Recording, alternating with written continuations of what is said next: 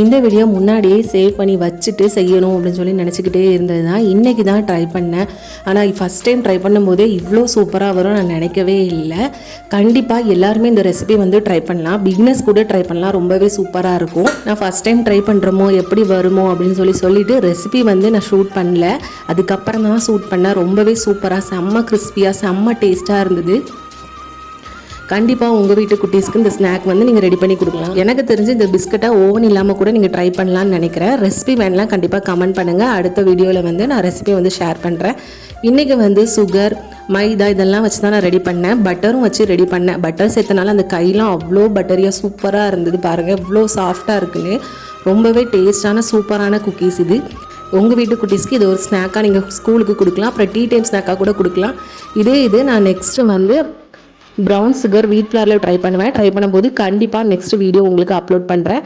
யாருக்குன்னா இந்த சூப்பரான குக்கீஸோட வீடியோ வேணும் ரெசிபி வேணும்னு நினைக்கிறீங்களோ அவங்க மறக்காமல் கீழே ரெட் ஹார்ட் கொடுங்க.